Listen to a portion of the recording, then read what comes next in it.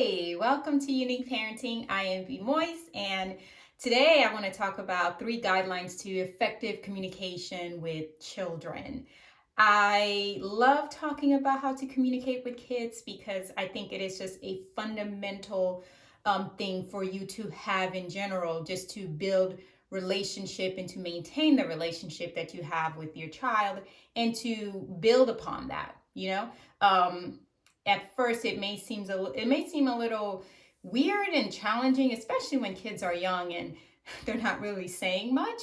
But eventually, if you have a good foundation, you'll end up with a very good relationship that your kid can always feel like they can go to you and talk to you about anything. So let's talk about communication. So communication is not simply talking, right? It's not just having words and going back and forth. There's more to it. Communication is basically effectively getting your point across to your child and your child also getting their point across to you. So you definitely want to have a pattern or a style of communicating that is both, effective, but also that your child is listening to. So it involves a lot of listening and also demonstrating exactly what you mean when you're saying something. So I have 3 important rules that I like to talk about. Rule number 1 is do not yell. So do not yell. When I say yell, I mean not if there's a case of fire or an emergency and you need to suddenly get your point across. That's different. Do not yell is basically yelling and screaming cannot be your main form of getting your information to your child. Okay, yelling is very ineffective. It does not get your point across. Children whose parents are verbally aggressive, they tend to have lower self-esteem and higher chance of aggressiveness, and their rates of depression increase. So don't do that. Don't yell because it's not what you want. Instead, you want to figure out, why are you yelling? Like, what's the point? And it's usually because you're being ignored and you feel helpless and you want to definitely feel heard. You probably feel like you've lost control, like there's nothing else that you can do, but yelling suddenly gives you that sense of control. So now you've yelled. And really, what it actually is creating is a fear response. When you yell at your child, there's an immediate response for fear. It does not maintain attention. It can get a child's attention, but it doesn't keep it. So those are some of the things you have to consider about why you're yelling and why it's not effective. So do not yell. That's rule number 1. Number 2, communicate well. Okay. And communicating well is both verbal and nonverbal form of communications. Words can be extremely powerful, but less is more. So if you really want your child to hear what you're saying, choose fewer words. I'll give you an example. If I want my child to brush their teeth, okay, that's my end goal. But I say, hey, Jake, can you go upstairs, clean your room, pick some stuff up, put your clothes away in the hamper, and then don't forget to turn off the light and brush your teeth.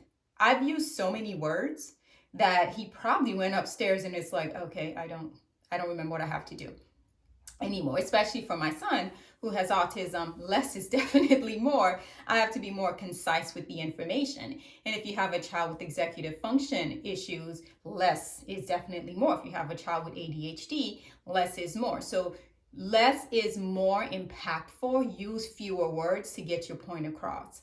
Your tone of voice. What we're saying is not as important as how we're saying it.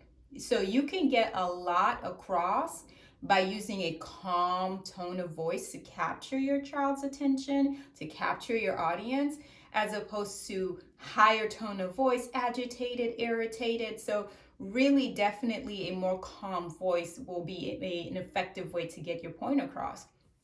Body language. 85% of communication is nonverbal. So it's not really what's coming out of your mouth, but everything else that you're doing.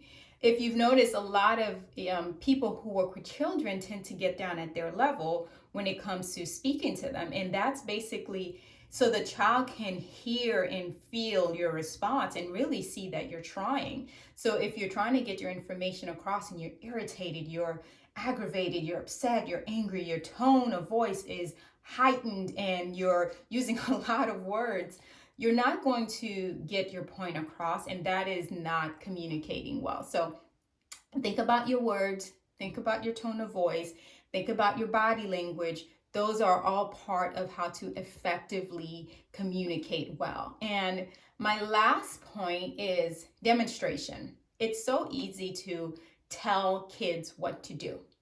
It's a lot harder for us to do what we want kids to do, because it's a lot. Children learn from what we do than they do from what we say. So model the attentive whole body listening. You know, if your child is telling you something and you want them to listen, if you're on your phone or you're distracted or you're looking at somewhere else, you're showing them how to not really listen whole bodily. So if they're doing the same thing to you, you can't get upset and go, "You're not listening to me, pay attention, stop doing this." You have to demonstrate that as well. You have to figure out how to meet in the middle.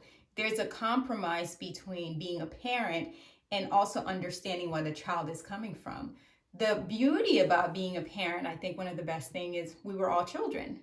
The hard part is we've forgotten how it feels to be a child. So definitely there's a compromise of meeting in the middle. Be open to their ideas, their suggestions, their conversation. That is communication. It can't be a one-sided conversation. They have some input and you must be open to it as well. Be developmentally correct. Make sure that you're not talking to a 2-year-old like they're 10, and you're not talking to a 15-year-old like they're 5. So be developmentally correct and appropriate so that you can effectively communicate and maintain a good communication highway between you and your child. Connect with your kid. If you have a child that's nonverbal, limited verbal, this may seem like, well, how do I communicate well? All those previous things I discussed, they still apply. You're just going to have to figure out another way. One of the ways that I communicate really well with my son, who's limited verbal, we dance together. He loves music, always have. And for me to communicate with him, to speak his language, we dance. We have a little dance party. And I've noticed after years of doing that, he joins our world a lot more frequently.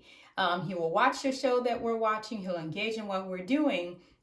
But that's coming from him feeling like he's been heard through music and wanting to be a part of our world. So definitely connect with your child in any way that they can. If your child loves to game, watch them do a game, watch them play with someone, watch them interact. Sometimes children just want to feel that what their interests are is just as important to you as it is to them, because they feel like their interest is who they are, at least for that particular point in time in that journey in their life. So definitely connect with your child, connect with your kid, and let them know that you're listening. So those are my three, I guess you could say, important styles of communication. To do not yell, communicate well, and demonstrate it. Okay, so thank you for listening, and enjoy your unique parenting journey with your unique child.